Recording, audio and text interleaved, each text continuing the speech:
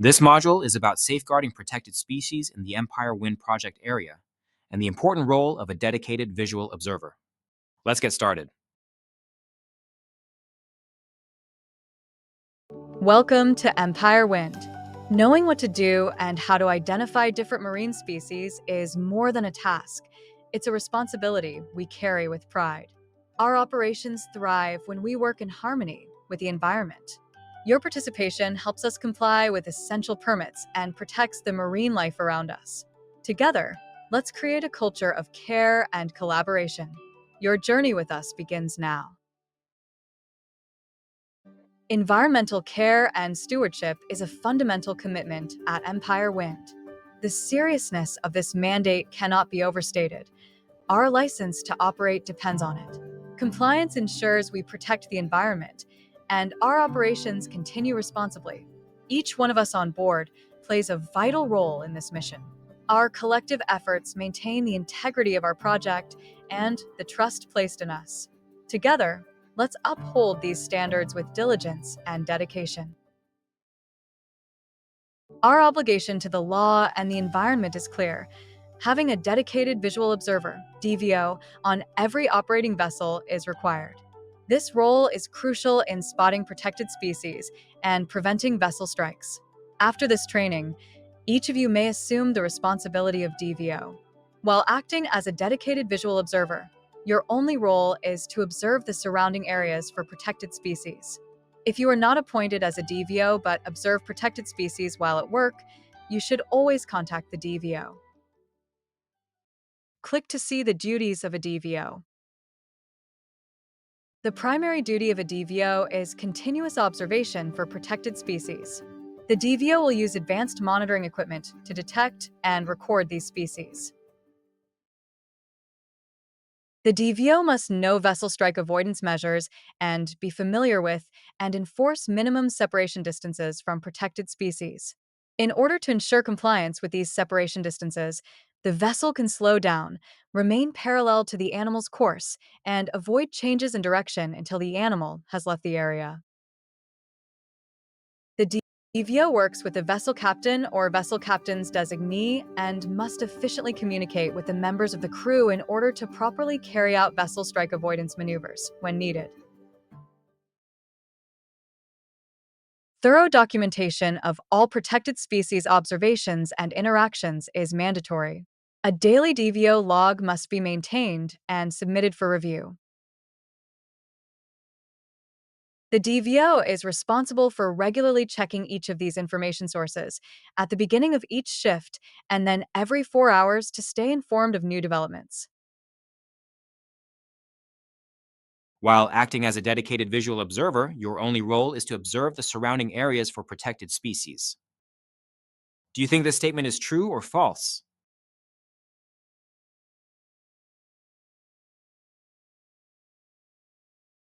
You're right. The statement is true.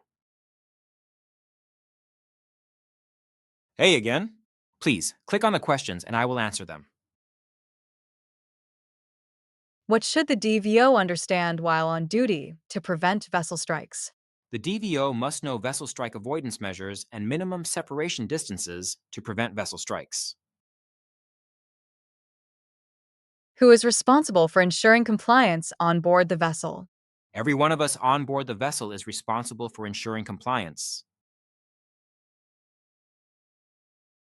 How frequently should a DVO check situational awareness resources? For example, the Whale Alert app. The DVO must check these different sources at the start of each shift and every 4 hours for new information.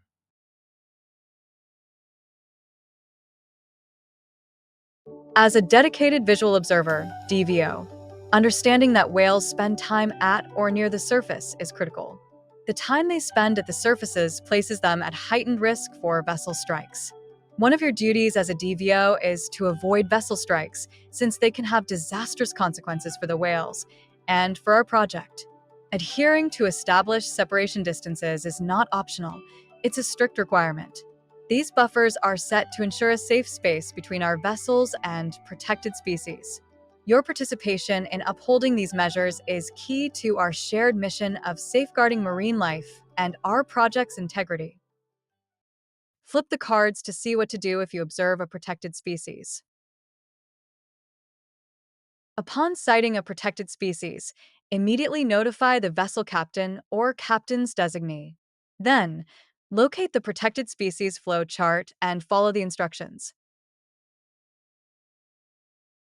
Next, try to identify what kind of species you see. The species may be difficult to identify, and that is okay. Use the species ID book and laminated information cards to look them up. Based on the species identified, the flowchart will guide you towards your next steps. It is important to follow instructions and work directly with the vessel captain or the vessel captain's designee to make sure that the vessel does whatever is necessary to avoid violating the separation distance. How can the vessel ensure compliance with the required separation distance?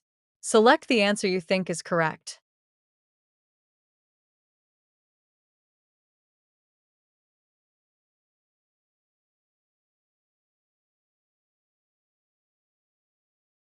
Yes, that is correct. Let's continue.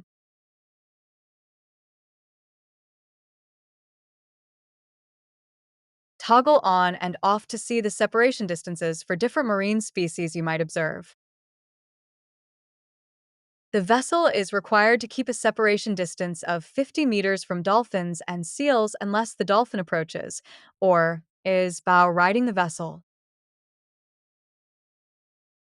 The vessel needs to keep a separation distance of 100 meters from humpback and minke whales.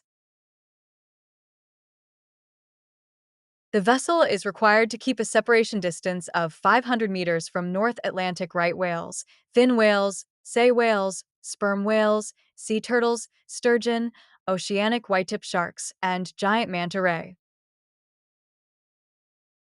Click on the whales you could potentially see within the Empire Wind project area.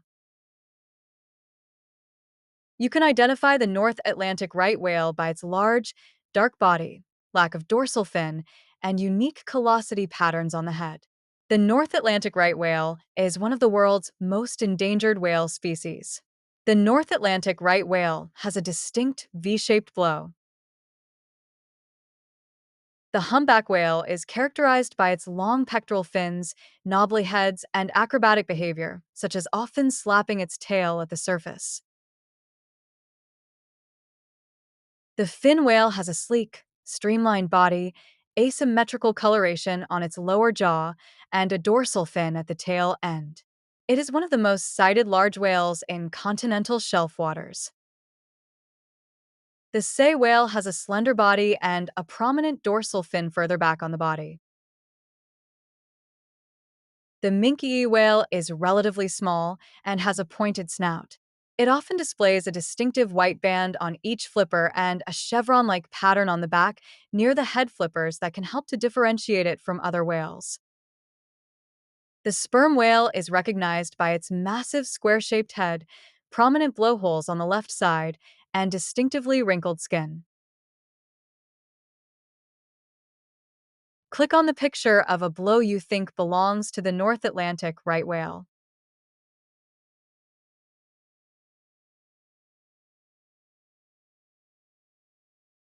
Yes, that is correct. The North Atlantic right whale has a distinctive V-shaped blow. Listen to the scenario and decide what you would have done in this situation. You observe a whale, but you are unable to identify what kind of whale species you see, and you cannot identify that the species is not a North Atlantic right whale. What would you do in this situation?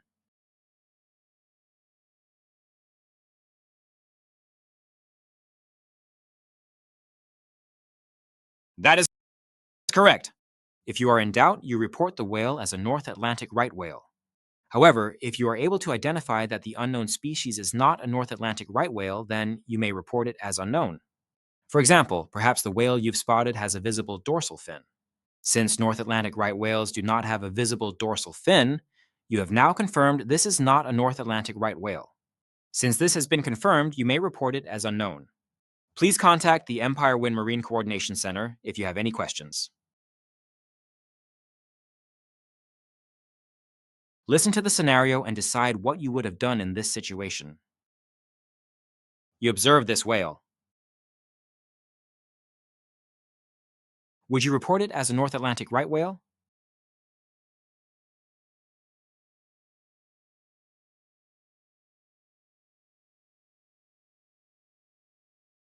That is correct. Since a dorsal fin is present, you are able to confirm that this whale is not a North Atlantic right whale. After closer evaluation, you can determine that this is a humpback whale.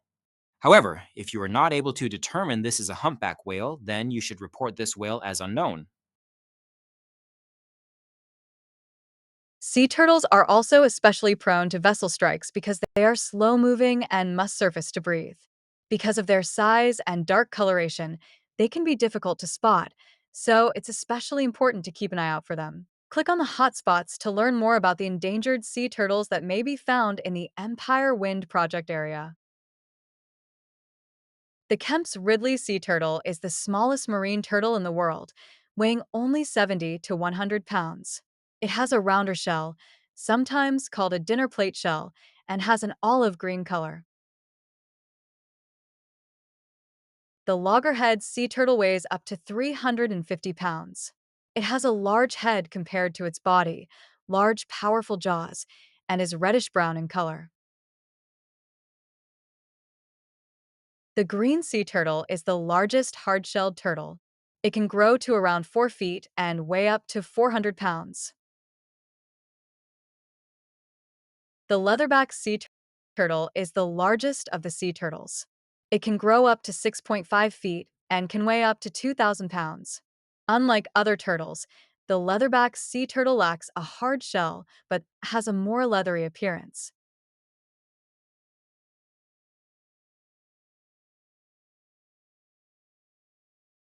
Click on the other marine species you could potentially see within the Empire Wind Project area.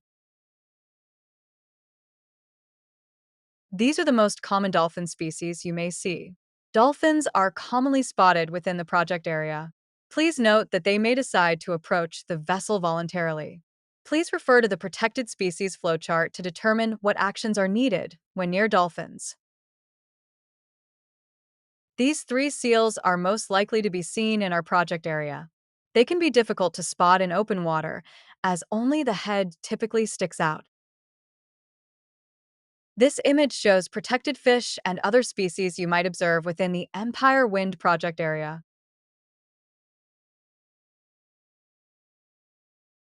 Depending on the marine species you observe, there are different responses.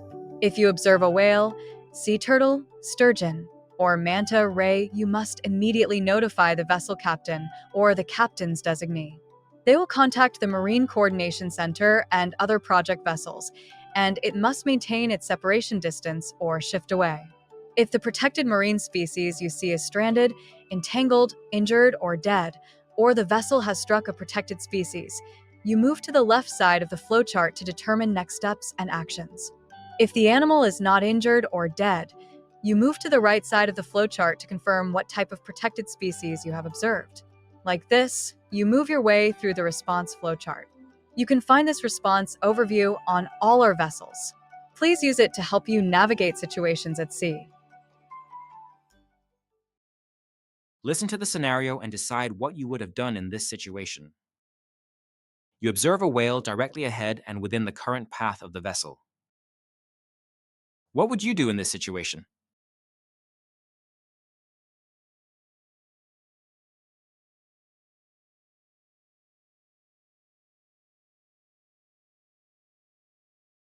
That is correct. If you observe a whale, you should immediately contact the vessel captain, then try to determine whether the vessel has adequate separation distance from the whale. The whale you have observed is most likely a humpback whale. Click on the picture you think matches a humpback whale.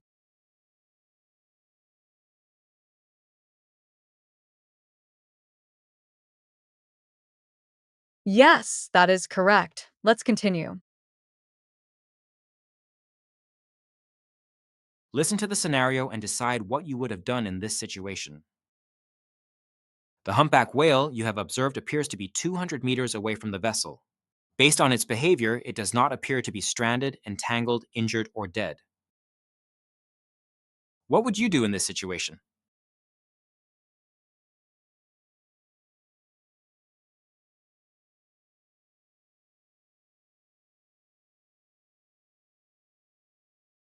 That is correct.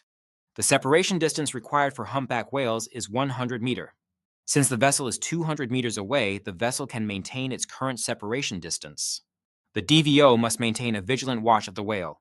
If the separation distance changes, the vessel may need to act. As you continue to watch the humpback whale, you notice it is moving closer and coming within 100 meters of the vessel. What would you do in this situation?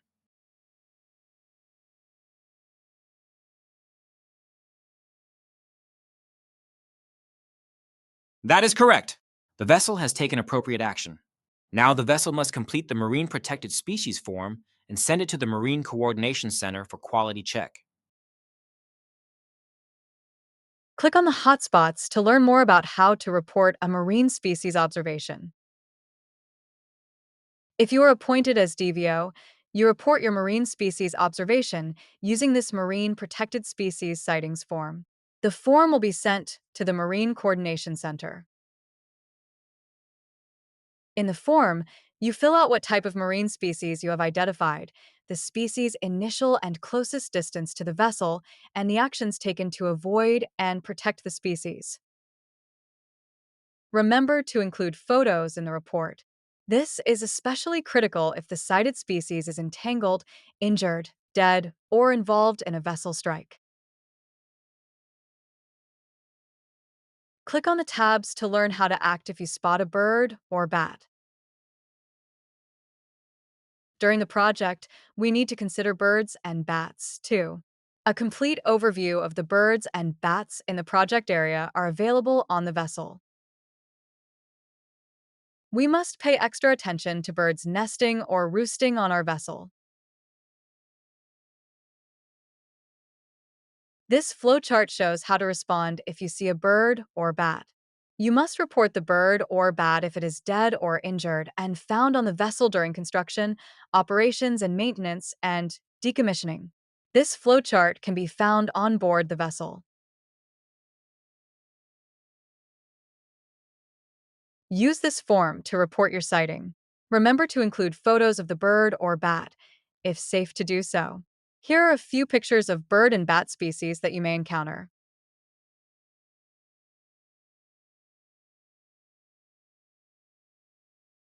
Let's now move to marine trash and debris, which is another important component that we need you all to be on the lookout for. Bessie has developed this marine training video focusing on the elimination of debris. 5 oceans: the Arctic, Atlantic, Indian, Pacific, and Southern, cover 2/3 of the planet we call home, hold 97% of the Earth's water, create more than half of the oxygen we breathe, and absorb harmful carbon dioxide from the atmosphere. The oceans work without our help, but we can't live without theirs. From the sun skipping along the waves, to the rich and diverse sea life below, the beauty of the ocean runs deep. The ocean. It's ours to protect. It's not just stunningly beautiful. It's crucial to our ecosystem and life. It's up to each of us to protect this precious resource.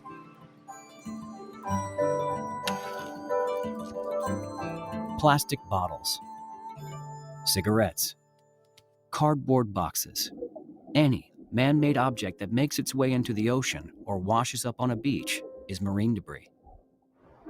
So where does marine debris come from? A lot comes directly from onshore.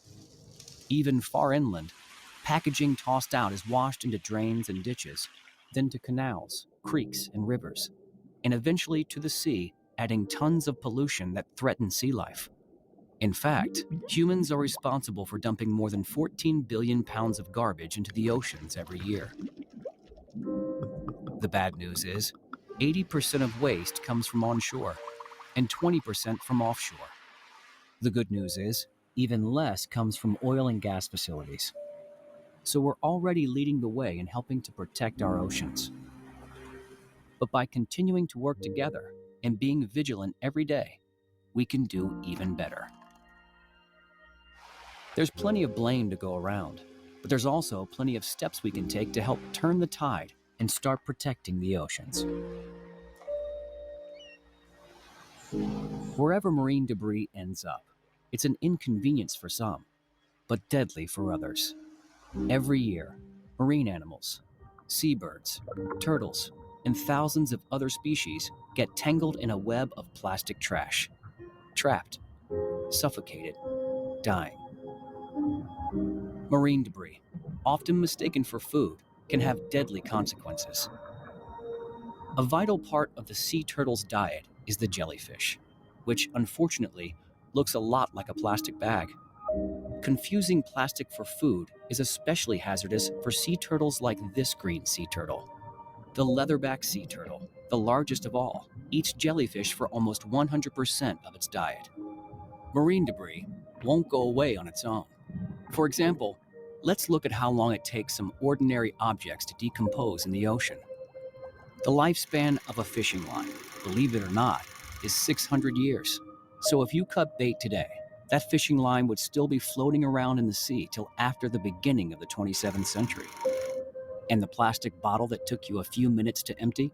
Well, it takes 450 years to disappear from the ocean. Those plastic rings that tangle up sea turtles, seabirds, and fish take about 400 years to dissolve. Something needs to change, and that's us. We have to do our part and dispose of marine debris the right way, right away.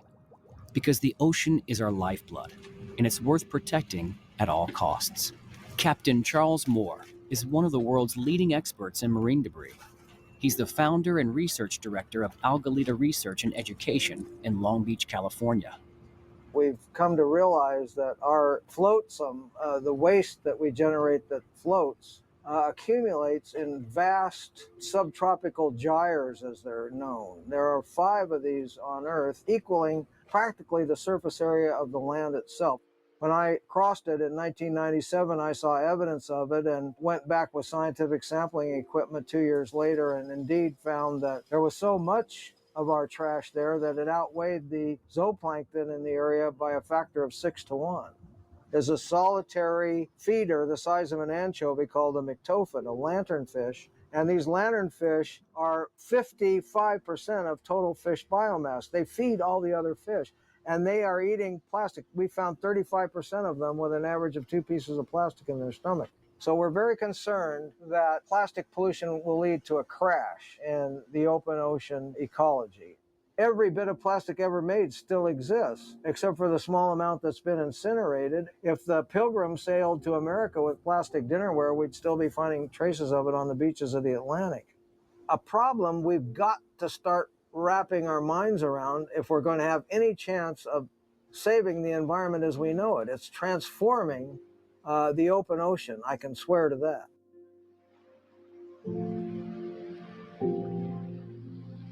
It's not easy to work out here, away from everything and everyone. It's your workplace and your home for the weeks you are here. You're working long hours, dealing with real deadlines and doing important work. It's what you do, and you do it better than anybody else. But that doesn't mean we can't improve. Remain alert, each day and with every step you take, to keep the sea free of debris. Keep packaging supplies secure on deck. For best practices, keep hard hats secure with lanyards. Keep pallets, crates, boxes, and other shipping materials tied down and secure. Label all movable objects, from skid-mounted equipment to 5-gallon buckets, with durable markings to identify your facility and keep everything tied down. Manifest large trash bags and secure on deck of the supply boat for a safe voyage back to port. Give special attention to common problems like plastic water bottles. And if anything does go overboard, it must be reported to Bessie in the facility's daily operations report. It's a great idea to separate trash and recyclables, like aluminum cans, plastic bottles, paper, cardboard, and put it into the right bins. Snap lids down on trash cans, secure lids to cans, and secure cans to wall. Anything that can move needs to be tied down. It's even a good idea to attach your hard hat to keep the wind from blowing it overboard or falling off your head if you bend over. Tie down cardboard sheets so they won't blow into the ocean. Promptly roll up and dispose of packaging so it doesn't blow overboard while you're focusing on larger tasks.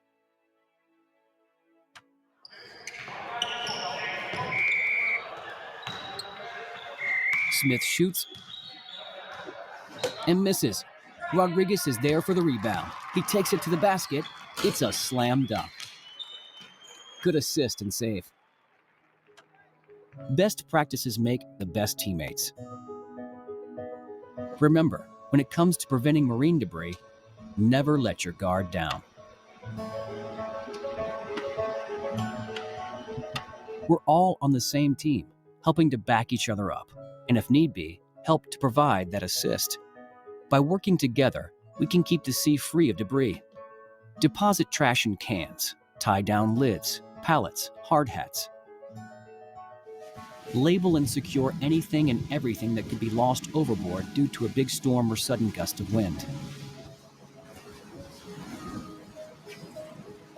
And take the time to read the signs posted throughout the facilities. Remember, you're responsible for any problem you see, so fix it or report it. Because if you see it, you own it. Signs are posted at all access points and gathering places to remind you and the crew of proper procedures and to be the difference.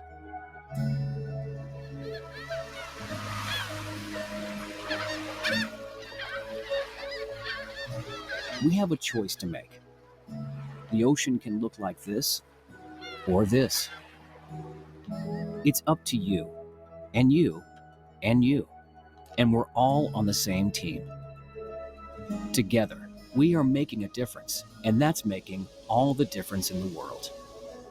To learn more about what you can do to help keep the oceans clean, visit our website at www.bessie.gov/debris.